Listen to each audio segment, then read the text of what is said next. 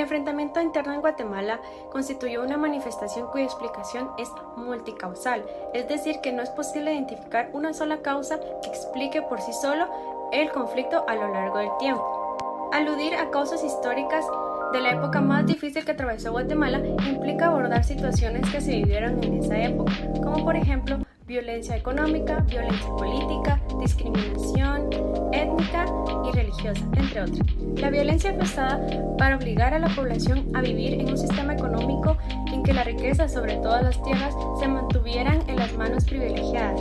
Esta desigualdad se justificó con la idea de que los indígenas eran una raza inferior. Esto empezó a cambiar en 1944 cuando el pueblo alzó la voz para promover cambios significativos.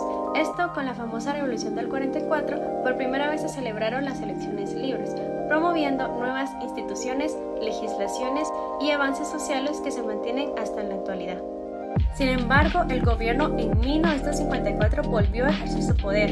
Ante esta situación, los guatemaltecos y miembros del ejército volvieron a alzar su voz por medio de una lucha armada. Esto quiere decir que las causas del conflicto armado fue el resultado de relaciones sociales violentas, falta de espacios de participación social y política, exclusión de la mayoría, racismo y problemas económicos. Un grupo de militares que no estaban conformes con el gobierno de 1960, inspirados por la Revolución Cubana, se dieron a conocer para poder realizar un cambio. Lastimosamente no lograron su objetivo y por lo cual se dio a conocer el movimiento revolucionario, que fueron por muchos años lo mismo y no hubo ningún cambio. Pasaron los años y llegó hasta 1978, que Romeo Lucas García tomó el puesto como presidente. En este lamentable periodo, muchos abogados fueron asesinados, paralizando la justicia y toda acción de protección de los derechos humanos. Para contrarrestar el auge guerrillero, el gobierno inició la ofensiva de Tierra Arrasada. Hubieron intensos ataques a poblaciones civiles que solo resultó ser una gran masacre. El general Efraín Ríos Montt encabezó un golpe de Estado en 1982 contra los derechos humanos. Además, sometió al ejército como colaboradores de la guerrilla. Comunidades completas fueron destruidas. Desafortunadamente, niños, mujeres, hombres fueron torturados. Los años seguían y todo era igual, no había mejora. En 1983 se da un nuevo golpe de Estado que reduce los abusos de los derechos humanos, pero incrementaron los secuestros. Debido a la presión internacional, el general Humberto se vio obligado a permitir un retorno gradual a la democracia de Guatemala, lo que lo lleva a 1966 en el gobierno de Álvaro Arzú, donde finalmente se firman los acuerdos de paz. A pesar de que se da un acuerdo de paz, la guerra no se ha quedado atrás. Sus huellas siguen marcadas, siguen siendo profundas, incluso muchos de los problemas que pasan hasta el día de hoy se pueden encontrar respuestas en nuestra historia, que es el pasado. Todas las personas que pasaron tantos años en conflicto sufrieron guerras, muertes, injusticias. En la actualidad se espera de esas personas reacciones negativas, pero increíblemente, las personas que tuvieron que atravesar por esos tiempos han demostrado lo contrario, teniendo comportamiento como compromisos cívicos y políticos. También se comportaban de manera más cooperativa que aquellas personas que nunca sufrieron todas las atrocidades en ese momento. Las cicatrices de esas personas las convirtieron en personas más generosas, más políticamente activas y más propensas a ser líderes en sus comunidades. Afortunadamente, el trauma fortaleció y no debilitó la vida cívica. La paz ha sido firmada. Es el principio de una nueva era para Guatemala. Una nueva era en la que todos tenemos algo que decir y algo que hacer. El proceso de negociación de los acuerdos de paz surgió a causa del conflicto armado interno en Guatemala que duró 36 años. Dicho proceso en busca de la paz inició en 1986 y terminó 9 años después de dichas negociaciones. Se firmó el acuerdo final de la paz firme y duradera entre la Unidad Nacional Revolucionaria Guatemalteca y el Estado de Guatemala el 29 de diciembre de 1996 dentro del Palacio Nacional de la Cultura. En parte fue gracias a las Naciones Unidas, que tuvo un papel de moderador en el proceso, evitando así la tensión que existe entre ambas partes. El acuerdo contiene 17 puntos, ante todo declaraciones de la disposición política que buscan la aprobación de las bases orientadas a garantizar y proteger toda observancia y el respeto de los derechos. investigar las infracciones que ocurrieron en el enfrentamiento interno para apoyar la conciliación nacional en busca de la construcción de una nación multiétnica, pluricultural y multilingüe, lograr así una situación social justa y acabar con la pobreza y desempleo. Movimientos sociales dentro del proceso de paz. Los movimientos sociales dentro del proceso de paz son cambios que se crearon a partir de la lucha guatemalteca en busca de un acuerdo de paz, buscando el fin de la guerra interna, por lo que se concentran en exigir lo establecido en dicho acuerdo. La Misión de Reconciliación es una organización que durante el proceso de los acuerdos de paz se hizo referencia a él en el acuerdo para la reinserción de la guerrilla. Las partes pactaron una ley de reconciliación nacional, también tomando en cuenta la Comisión Nacional del Resarcimiento, que se encarga de la organización, financiación, conformación y tareas post-conflicto. La CNR, como dicen sus siglas, tomó lugar en junio de 2003 con una ayuda de 300 millones para su primer año funcionando, y en 2005 comenzó el Registro Nacional de las Víctimas, entregando así compensaciones financieras o materiales. Unidad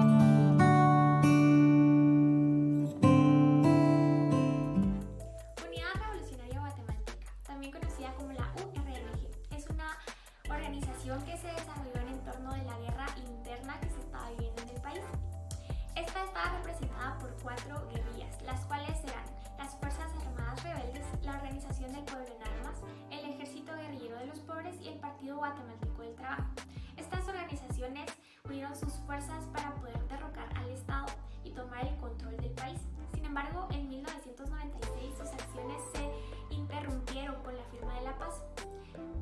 Ahora podemos conocer la URNG como un partido político afiliado llamado URNG Maíz. La Misión de Verificación de las Naciones Unidas en Guatemala, también conocido como MINUWA, llega al país en 1994 para defender y garantizar los derechos humanos de la población, los cuales estaban siendo completamente violentados, especialmente en la población indígena. Además, a través de esta misión, en 1996 se logra la firma de la paz, la cual termina con el conflicto armado interno. MINUWA permaneció inclusive en el periodo posconflicto armado interno. Ayudó a promover la igualdad, asimismo, la inclusión, democracia y la dignificación a la mujer y a la población indígena junto con las lenguas. Liga Guatemalteca de la Higiene Mental. En 1999, esta fundación tuvo la iniciativa de poder ayudar a las familias separadas por el conflicto armado interno a poder reencontrarse con sus familiares. Hasta la fecha, se estima que hay aproximadamente 513 reencuentros. Asimismo, existen todavía 1000 personas documentadas que aún se encuentran desaparecidas. Además de poder ayudar a que las personas se puedan reencontrar con sus familias, esta fundación permite y da la oportunidad de poder tratar la salud mental y sanar heridas post-conflicto armado interno.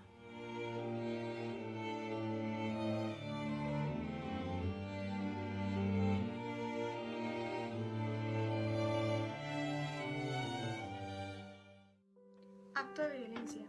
Primero tenemos que definir qué es violencia. Violencia es el uso intencional de fuerza física o de poder como amenaza sobre una persona, grupo o comunidad. Esto tiene como consecuencias daños psicológicos, daños físicos, lesiones, muerte e incluso un mal desarrollo del sujeto. Características de la violencia postconflicto. Para empezar, cabe aclarar que la violencia postconflicto puede comenzar en cualquier momento luego de la terminación de este. Sin embargo, no toda la violencia sucedida después del conflicto se considera violencia postconflicto. ¿Qué quiere decir esto realmente? Que se considerarán o se tomarán en cuenta únicamente los legados directos de la guerra, como lo son el regreso de las poblaciones desplazadas, el balance de poderes resultantes del conflicto, la insatisfacción masiva de los pobladores ante un acuerdo de paz y el traslado de los pobladores del área rural a la ciudad.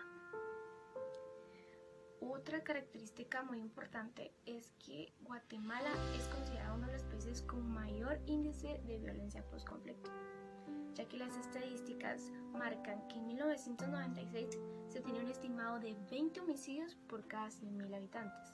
Esta cifra aumentó en 2012 a 35. Otro tipo de violencia que quedó arraigado de esta situación fue la violencia hacia la mujer, ya que eran casos que se mantenían con mucha impunidad e indiferencia, y eso ha traído consecuencias hasta el día de hoy, donde los actos se mantienen sin castigo alguno y siguen aumentando cada vez más. Según las estadísticas policiales, las dos formas más frecuentes de violencia en ese entonces era la violencia urbana y la violencia organizada. Esto teniendo como característico lo que son las extorsiones, los robos y la violencia interpersonal. Otra característica es que se suele vincular mucho la violencia de Guatemala con el fortalecimiento de los grupos clandestinos derivados de la gran impunidad y corrupción que hubo en ese entonces. Otra de las situaciones que afectó gravemente a Guatemala fue que hubo una urbanización acelerada y la gente del área rural se vino a la ciudad y el Estado no se daba abasto para satisfacer las necesidades de cada ciudadano, por lo que tuvieron deficiencias en el área de la justicia y seguridad. La delincuencial es aquella que se presenta en el territorio normalmente por medio de diferentes delitos, como lo son homicidios, robos, extorsiones, entre otros. Este tipo de violencia normalmente es ejercida por grupos marginados de la sociedad que se ven afectados por la corrupción y la pobreza, y a la vez esta es potenciada por los diferentes medios de comunicación que existen. Se esperaba que después de la firma de los acuerdos de paz este tipo de violencia disminuyera, pero lamentablemente ocurrió todo lo contrario, ya que con el pasar de los años los números han ido incrementando poco a poco. Se estimaba que en 1996 el número de homicidios que se cometían por año era de 20 personas por cada 100.000 habitantes, y en la actualidad se estima que son 17 personas por cada 100.000 habitantes, aunque en el 2012 se logró alcanzar un número alto de 35 personas por cada 100.000 habitantes, lo que nos da un indicio de que esta situación ha tenido sus años que han incrementado y sus años que han disminuido un poco, pero aún así el problema ha persistido. Estructural, tipo de violencia que se deriva entre el conflicto de dos o más grupos en un contexto social en donde uno busca el beneficio propio, perjudicando a los demás de manera significativa. Normalmente esto se da negándole el acceso a aspectos básicos del ser humano, como lo son la libertad o el acceso a una economía digna que le permita desarrollarse. Post-conflicto armado interno, esto hizo que la estratificación que existía en el país se intensificara más, marcando así la diferencia de una manera más gradual entre las diferentes clases sociales que existen en Guatemala. Como lo dice Edelberto Torres Rivas en su publicación Guatemala es un edificio de 5 niveles, aquí prevalece la discriminación, la desigualdad y el poco acceso que se tiene a una economía digna que permita que las personas se desarrollen. Normalmente este tipo de población que se ve afectada es la población indígena. De manera más puntual lo que dice Edelberto en su publicación, se trata el sótano 2, el cual tiene a 2 millones de personas en ella, donde no existe ni la luz ni el agua potable. El sótano 1 aquí abarca 5.6 millones de guatemaltecos, en donde tienen acceso únicamente a 7 quetzales diarios, es decir, a $1. El piso 2 equivale a las personas que pueden tener acceso a un salario, pero que solo pueden comprar aspectos de la canasta básica con precios mínimos. El piso 1 es donde las personas tienen una vida un poco más estable, más digna, pueden tener mayores recursos, y el penthouse, que equivale al 1.5% de la población guatemalteca, que tiene acceso a cualquier aspecto que ellos puedan adquirir y que ellos deseen hacerlo. Pueden darse lujos y no tienen necesidad de estarse preocupando por mayores cosas, al menos materiales o de desarrollo propio. Violencia política. Este tipo de violencia atenta contra los derechos humanos por medio de amenazas y opresiones con el fin de lograr un propósito. para lograr esto se hace abuso del poder político con el que se cuenta. Normalmente esto se hace para poder tratar de ocultar el tipo de violencia estructural que se pueda estar presentando en un lugar y momento en específico. Durante el conflicto armado lo vimos reflejado como genocidios, guerras y discriminación, entre otros aspectos que afectaron a la población. Y post-conflicto armado interno lo vimos como las migraciones forzadas en las que se vieron envueltos grupos grandes de ciudadanos. También lo vimos por el hecho en el que trataron de hacer que no se recordara el conflicto armado como sucedió, y por la impunidad que se le otorgó a ciertos grupos de personas que fueron autores dentro de estas situaciones atroces que se vieron en el país.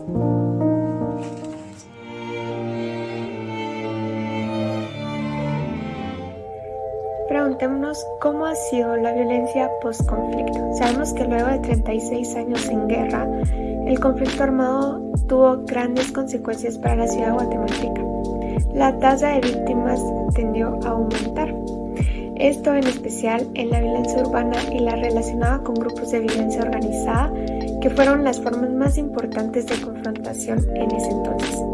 Se fortalecieron también los grupos clandestinos que buscaban erradicar la impunidad y la corrupción sucedida durante el conflicto.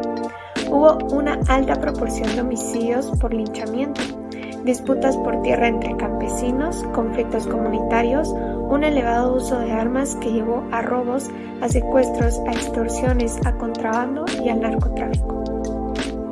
Sabiendo esto, ¿cómo ha sido la evolución de la violencia en Guatemala?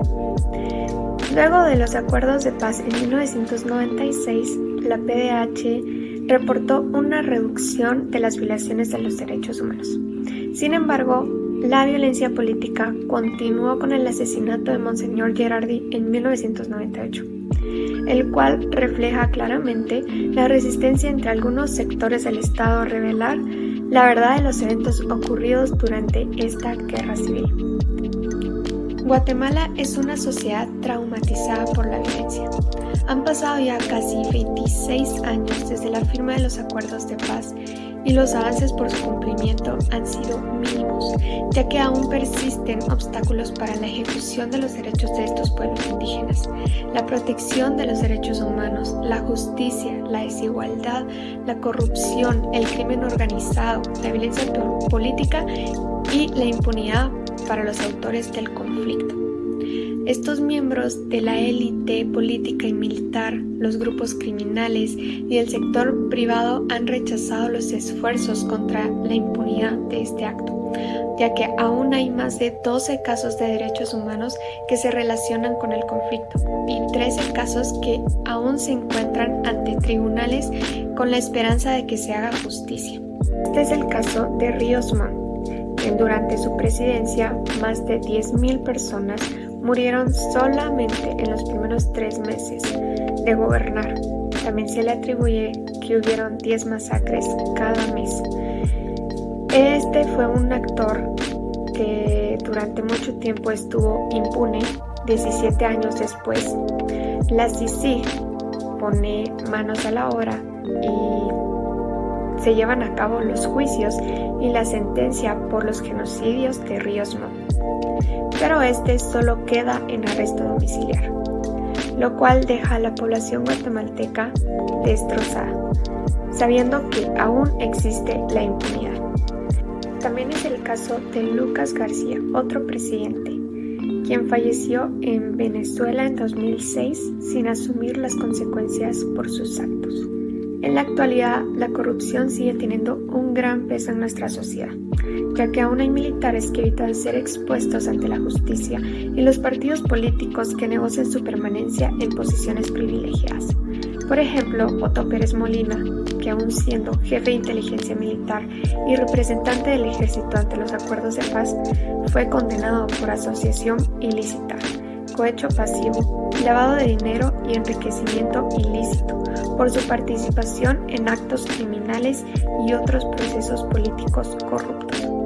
Otro ejemplo claro de corrupción que seguimos teniendo es el caso de Jimmy Morales, quien era un comediante sin experiencia de gestión que arribó al poder gracias al apoyo de sectores aliados, facciones del ejército y la oligarquía nacional. El actual presidente Alejandro Yamatei es otro gran ejemplo de la corrupción que seguimos viviendo en Guatemala, ya que él desmantelizó las instituciones de paz del país que se habían establecido para garantizar la aplicación de las recomendaciones de los acuerdos de paz, lo cual fue una gran amenaza para todas estas víctimas del conflicto armado interno. Cabe mencionar que ante el desmantelamiento de estas instituciones, Alejandro Yamatei lo reemplazó por lo que hoy se conoce como el COPADE, al cual nunca se le asignaron los fondos suficientes en la propuesta presupuestaria del 2021, ni el personal suficiente para cumplir con esta agenda de paz, lo cual se convierte en otro acto de corrupción, siendo una institución fantasma. Cientos de guatemaltecos se concentraron en la Plaza Central para exigir la renuncia del presidente Otto Pérez Molina ante los diversos hechos de corrupción que han salido a luz. Pedimos la renuncia de Otto Pérez, pedimos la renuncia de todos los que están en el poder. Nos han robado todo, nos han robado hasta el miedo y creo que el pueblo de Guatemala ha despertado y ha demostrado eso. Estamos aquí representando cada gota de sangre que se ha derramado por este pueblo. Víctimas y sobrevivientes del conflicto armado. Dentro de los efectos del conflicto armado en Guatemala encontramos a todas las víctimas y sobrevivientes de este terrible suceso en el país. Al hablar del término víctima nos referimos a las personas que individual o colectivamente sufrieron de violaciones a los derechos humanos y hechos violentos que generaron gran impacto físico, social, psicológico. En el contexto de Guatemala se estima, según las investigaciones realizadas por la Comisión para el Esclarecimiento Histórico CEH, que más de 200.000 personas desaparecieron y murieron, siendo esta razón por la cual los años de lucha dejaron gran cantidad de víctimas y testimonios de sobrevivientes que en la actualidad han permitido comprender los efectos y las consecuencias que tienen dichos sucesos en la realidad nacional. Es por ello que el papel de la víctima consiste en que por medio de las experiencias se pueda comunicar la historia de la sociedad a las nuevas generaciones y de esa forma poder continuar con la lucha para erradicar aquellas injusticias que a pesar de los años no han sido eliminadas y que constituyen la realidad violenta en la que nos encontramos hoy en día. Ahora bien, ¿por qué ha surgido esta realidad violenta? Pues gracias a las memorias activas de los sobrevivientes del conflicto, se ha determinado que las heridas que dejó este conflicto han sido el motivo de inconformidades hacia el Estado, desigualdades en la sociedad, luchas por recuperar la dignidad, el miedo a las diferencias económicas y las alteraciones psicológicas que han tenido que enfrentar las víctimas y que han sido transmitidas a los demás miembros de la población. Conflictos por la tierra y otros altercados comunitarios. Los conflictos y los altercados se han hecho presentes en la sociedad desde antes del inicio del conflicto armado. Sin embargo, al finalizar el conflicto, se daba el inicio de cambios importantes, ya que las negociaciones de paz abrían el camino a reformas y a la reestructuración del poder que se esperaba disminuyera las desigualdades y la represión violenta hacia la población indígena especialmente. Pero por las distintas influencias de los entes de poder en Guatemala, la reestructuración de las propiedades de tierra se vieron afectadas y terminó siendo un nuevo conflicto en la sociedad. Un movimiento que se generó para la distribución de tierras recibió el nombre de Fondo de Tierras, el cual fue creado en 1998 con el objetivo de generar beneficios para las comunidades indígenas para que pudieran integrarse al mercado de tierras y así fortalecer su calidad de vida gracias al incremento de recursos que esto implicaba. No obstante, la implementación de dicho programa no fue del todo exitoso y aunado a la crisis económica en la que se encontraba el país, se dieron diversos conflictos sociales que se hacen presentes hasta hoy en día, ya que a causa de las injusticias que generó esta mala distribución de tierras, los casos de disputas violentas han aumentado desde entonces en gran cantidad, debido a que los miembros de diferentes grupos que conviven en la misma sociedad impulsan las divisiones entre sus integrantes, aumentando los conflictos violentos que quebrantan los acuerdos de paz que fueron acordados en 1996. Violencia contra líderes sociales. Las agresiones contra activistas de derechos humanos y sociales han venido en aumento, registrando 305 casos en el 2012, Durante el periodo del 2000 al 2012, Guatemala es el departamento con el mayor registro de agresiones, seguido por San Marcos, Alta Verapaz y Quiché. Esto se evidencia en el elevado número de agresiones contra pueblos indígenas y ambientalistas, quienes protestan contra proyectos cementeros y de minería abierta. Esta victimización también se da entre líderes de organizaciones relacionadas con los derechos sobre la tierra. El PDH y Minigua han documentado disputas y violaciones a los derechos humanos en los departamentos de la Costa Sur y de Izabal, regiones con concentración de proyectos agroindustriales. Violencia relacionada a la actividad económica. Los homicidios en la región están relacionados principalmente con la actividad económica. Los argumentos sugieren que la violencia está ligada a la prosperidad económica de la región, su ubicación geográfica que permite el paso de inmigración ilegal y su uso como ruta al narcotráfico. Ha habido varios ataques a vehículos que transportan mercancía, contrabando y drogas en la carretera de Ciudad de Guatemala al puerto. Además, los cárteles de droga de la costa del norte se han trasladado a la costa sur debido a su agotamiento de los recursos en la región, los cambios de poder y la intención de los Zetas de conquistar nuevos territorios. Además de los efectos de la debilidad institucional y del fortalecimiento de las estructuras clandestinas y del crimen organizado, la violencia en esta región está ligada a la dinámica interna y ubicación de su actividad económica.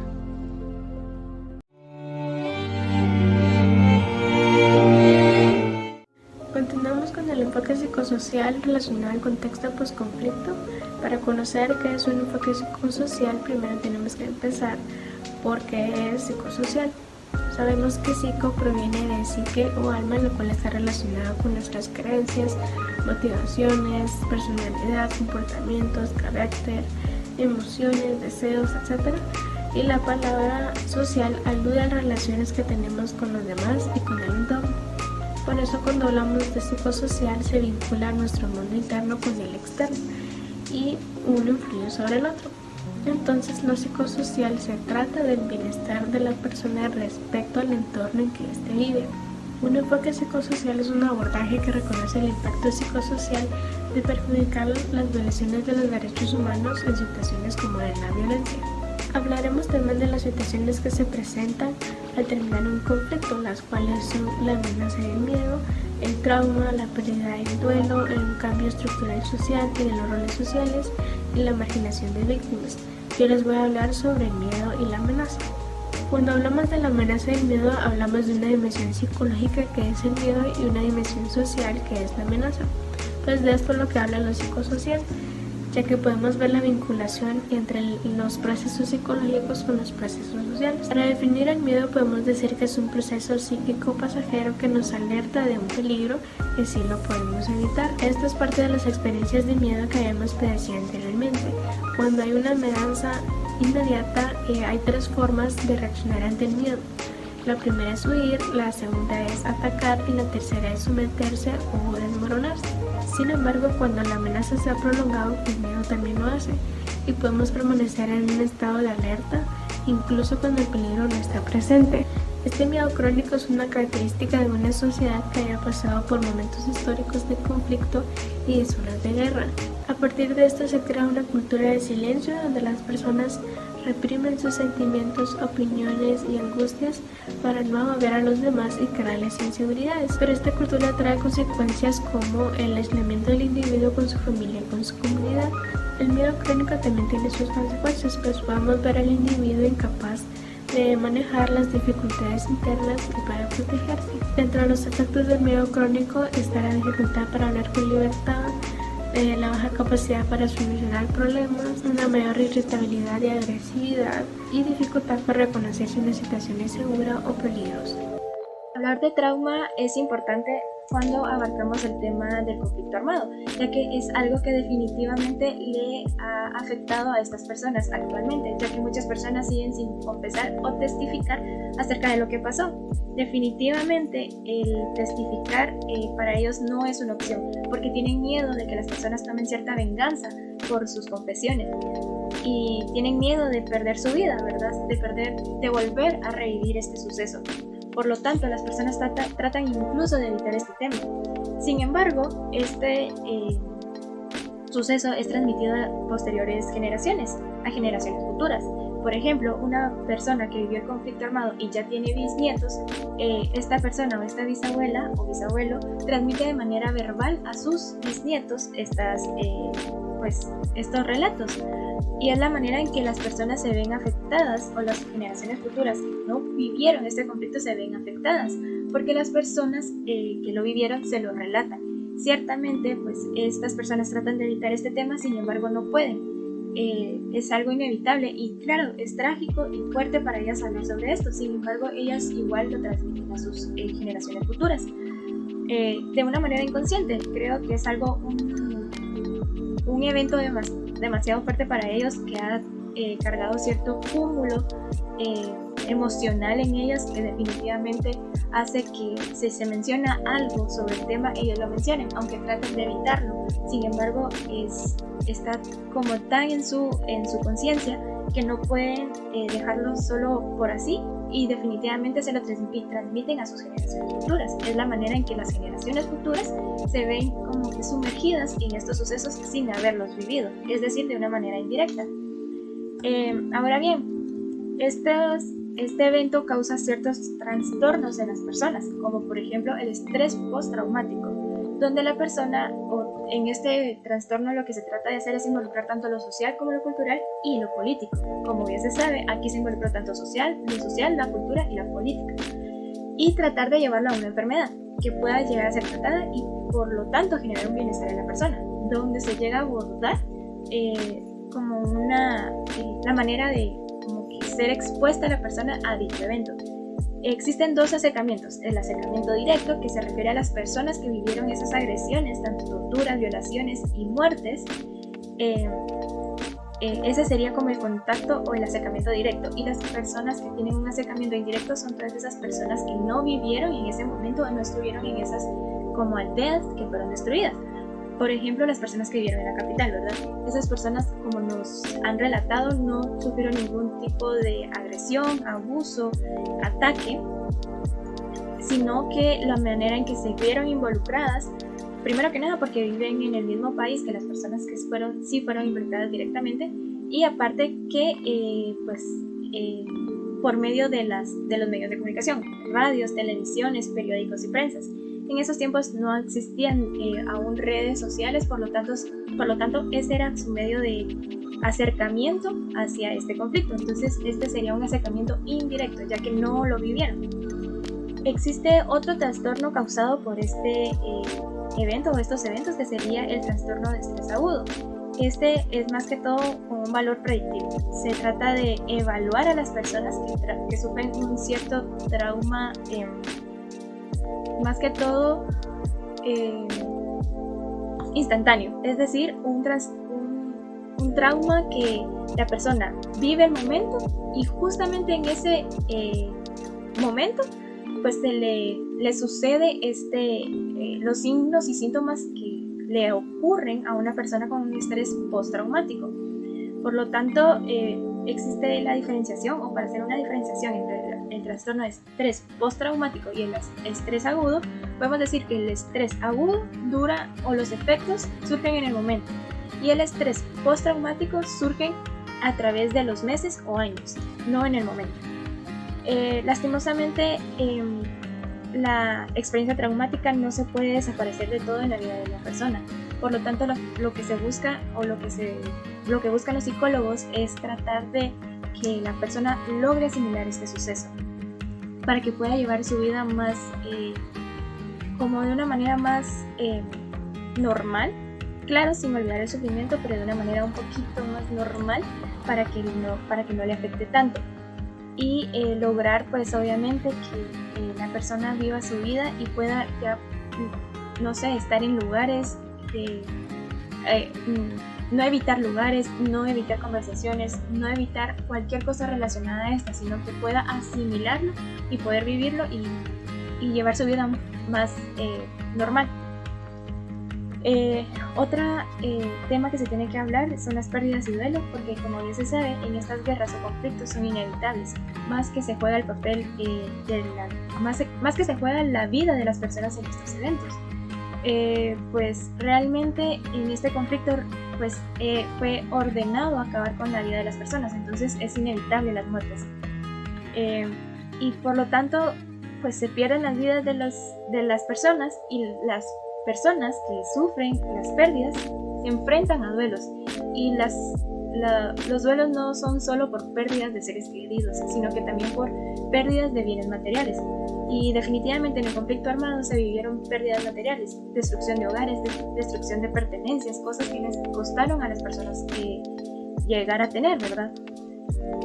Sin embargo, es importante saber cómo sobrevivir estas pérdidas. De hecho, pues se puede llegar a decir que la representación psíquica de la pérdida se convierte en duelo, obviamente, pero la manera en que la persona como que llega a llevar, a llevar su duelo, va a llegar a determinar si es capaz o no de asimilar dicha pérdida. En esto pues se tienen dos fases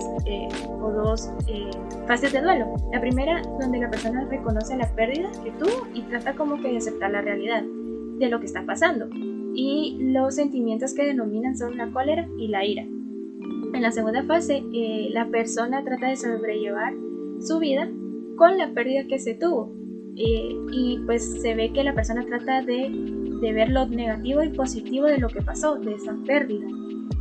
Las personas pues obviamente en la primera fase no hubieran podido tener como que la oportunidad de poder ver las cosas positivas y negativas de lo que pasó. Sin embargo, en la segunda fase ya es un poquito ya más normal y más fácil para ellos asimilar esto. Realmente el tiempo para poder llevar el duelo es totalmente variado. Puede durar desde meses hasta años. Sin embargo, si se duran bastantes años y se ve la persona sumergida en ciertos problemas como depresión, ansiedad, pues sí se debe de apoyar aún más y tratar de que la persona trate de salir de esas etapas de duelo. Sin embargo, se tiene que dejar a la persona que logre pasar todas las etapas de la mejor manera y en el tiempo que para ella sea adecuado. No se le debe de estar presionando.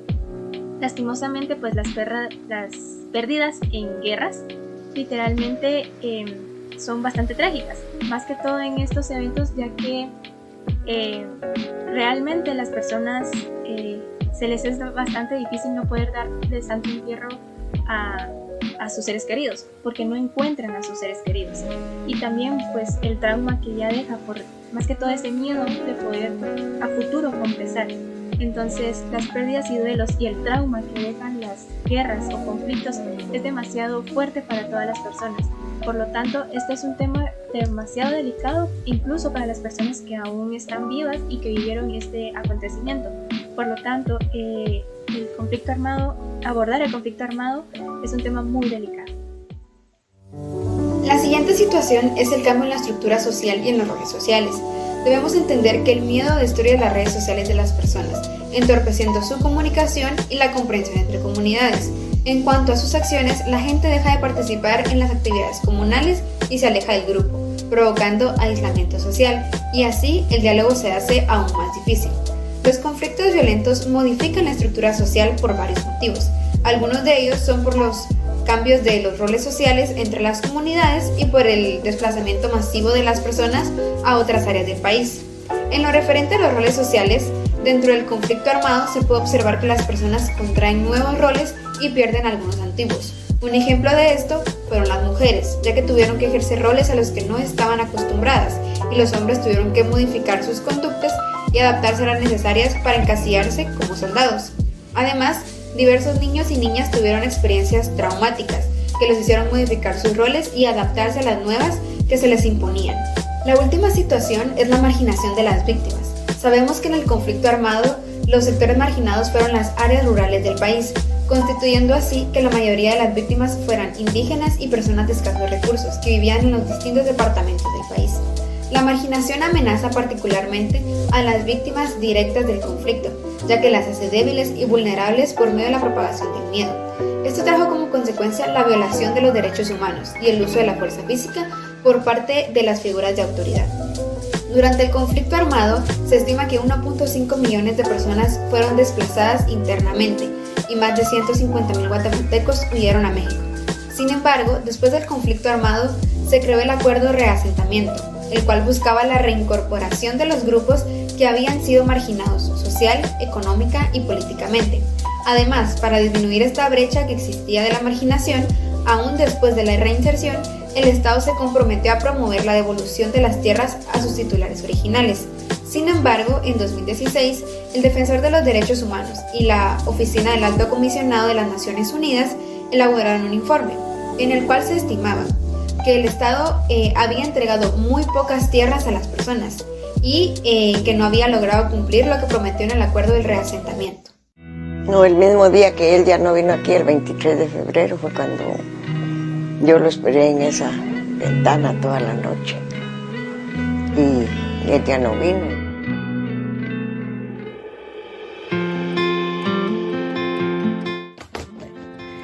Considero que todo esto viene a través de una situación histórica que tiene nuestro país, tanto político como social.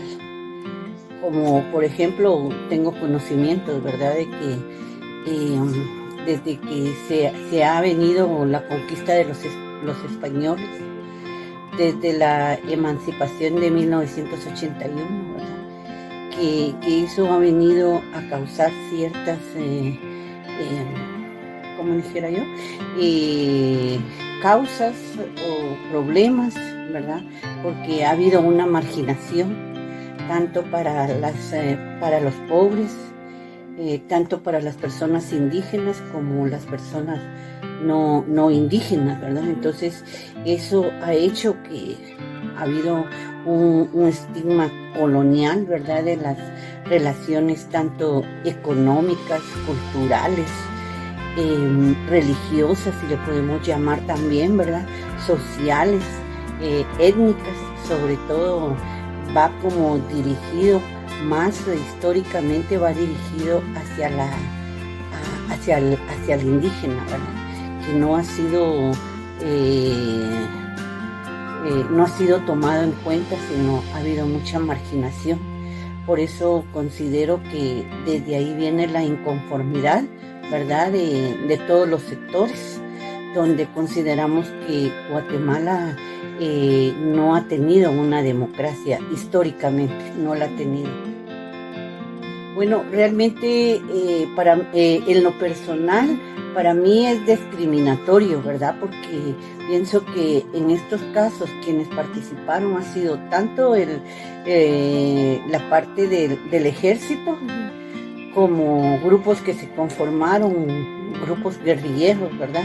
Entonces ambos, entre esos dos grupos, armaron ese conflicto, esa guerra fría que nos dice. Fueron muy discriminativos porque agarraron sectores vulnerables en nuestro país. Nosotros que vivimos aquí en la capital, en cierta forma no lo vimos, pero se escuchaba que habían arrasado pueblos, que habían secuestrado, que habían masacres, que había, una serie de situaciones difíciles. Siempre las escuchamos, pero nunca, la verdad es que nunca dice políticamente que siempre aquí ha gobernado el ejército. Entonces fue algo así como que el ejército tomó las riendas, el ejército quiso hacer de las suyas, ¿verdad? Y el otro grupo también. En sí, en lo personal, es una posición de que uno considera cómo hubo grupos así que realmente llegaron a hacerle daño a aquellos grupos vulnerables, a los pobres, a los indígenas, que fueron los más afectados en esa guerra. Entonces, para mí, mi posición es discriminativa y realmente tener un concepto negativo, ¿verdad? Porque cómo los puede uno aceptar sabiendo que le hicieron mucho daño a muchas personas. Entonces, para mí, no, creo que la guerrilla también fue un grupo de los que se organizó para hacerle daño al pueblo de Guatemala. No, para mí los acuerdos de paz fue una farsa. Realmente los acuerdos de paz al final no se cumplieron en su totalidad. Otro de los casos fue el conflicto agrario, que eso desde que yo tengo noción de tiempo, me recuerdo que cuando yo era estudiante de maestra hablábamos del conflicto agrario, se hablaba de que se iba a mejorar, se hicieron tratados y todo, y este es el día de hoy que el conflicto agrario jamás en Guatemala lo han tratado, jamás lo han trabajado, jamás lo han... Otro de los conflictos en la economía, ¿verdad? Y los acuerdos, el resarcimiento, ¿verdad? Que no se cumplió. Y si nos ponemos a revisar los acuerdos de paz, es un porcentaje mínimo lo que se cumplió, no se cumplió al 100%.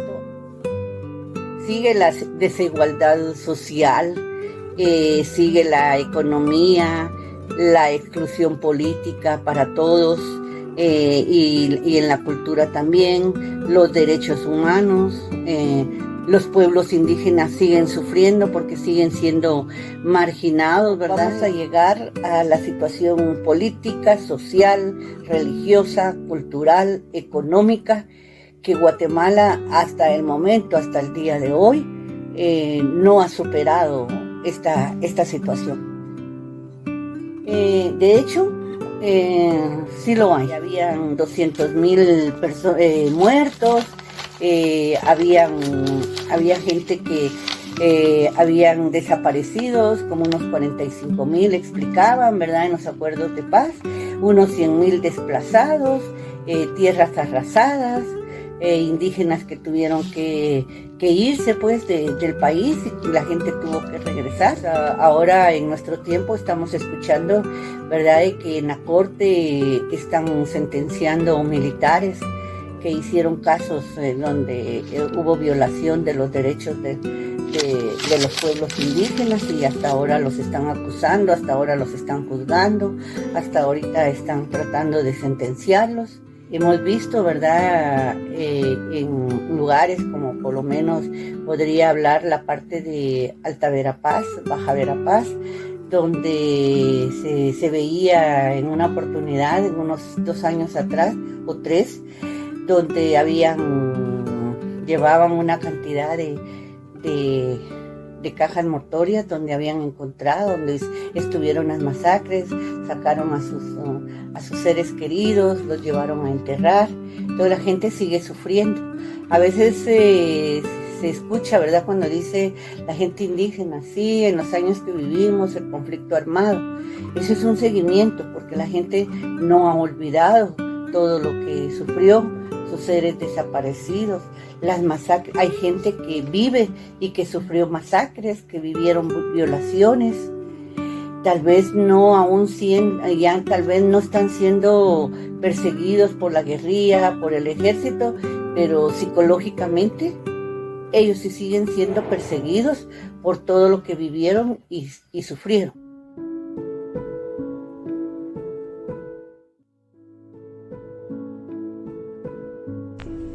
Pues yo pienso que según la historia, por el problema de la expropiación de las tierras, fue uno de los conflictos, y también el poder que tenían que tener algunos políticos y gente pudiente que quería tener un poquito más de poder económico.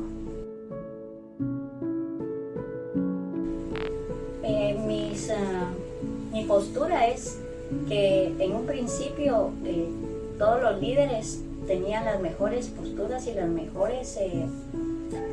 los mejores ideales para poder ayudar al país, y más que todo a la gente que estaba siendo quitada de sus tierras, al indígena, proteger al indígena. Y yo creo que eso fue lo que yo aprendí. No, los acuerdos de paz únicamente fue una manera política de detener un montón de situaciones que se estaban viviendo, y que de acuerdo a la política que se vivía en el país, que era una democracia, trataban de hacerlo, pero la verdad es que nunca se llegó a ningún cese ni ninguna negociación con los acuerdos de paz. Yo creo que las consecuencias fueron muchas. Por ejemplo, podríamos mencionar la migración de muchas poblaciones hacia otros países, el involucrar incluso a los mismos indígenas en la guerrilla, y también el problema de incendios a las cosechas, un problema económico que vino a devastar a mucha población, e incluso los mismos ciudadanos en la capital también había bastantes persecuciones para la gente que estaban apoyando en cierta manera a la guerrilla, que trataba la manera de solventar la situación que estaba viviendo el pueblo, pues. No, eso cesó porque se hizo un pacto con los supuestos líderes, pero que en realidad no fueron los líderes, porque los verdaderos líderes realmente desaparecieron. Y se hizo un pacto con ciertos líderes que realmente no llegaron a ningún acuerdo. Se vivieron tiempos bien difíciles, al menos yo viví en una época en que sí, realmente se vieron enfrentamientos entre el ejército y la guerrilla, que lo que venían a hacer era amedrentar a la gente, asustarla, quitarle sus tenencias, su dinero. Empezaron a hacer recolectas de dinero ambos partidos, pero que en realidad no se logró absolutamente nada. Mi reflexión es que de nada sirvió ese conflicto armado interno que hubo en Guatemala, porque la política de nuestro país sigue en las mismas situaciones. Quizás ahora ya no hay el quitar tierras al indígena, pero sí quitarle, por ejemplo, sus derechos que tiene como ciudadano a una vivienda digna, a una educación digna, a tener centros de salud dignos. Realmente se sigue la explotación hacia el indígena, y el mismo gobierno sigue con el poder, y los mismos corruptos están ahorita obteniendo dinero y poder sin repartirlo realmente a quien lo necesita.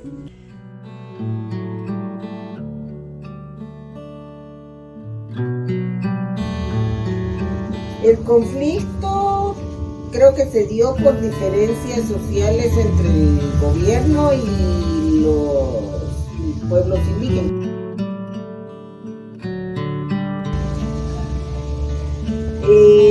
Mi posición, no tengo ninguna posición ni a favor ni en contra de ninguno de los grupos, porque no siento que ambos grupos fueron obligados a hacer cosas que no debían.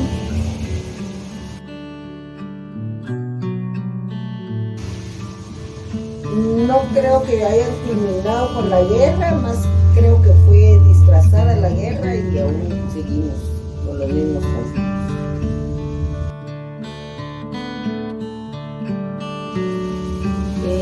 Pienso que el conflicto armado trajo como consecuencia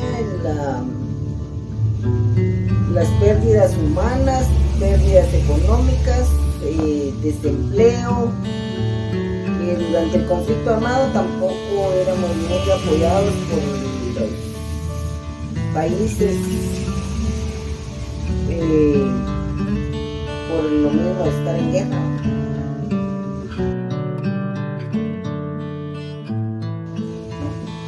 Creo que sí, aún hay gente que tiene miedo de hablar por temor a las represalias que puedan tomar en su contra.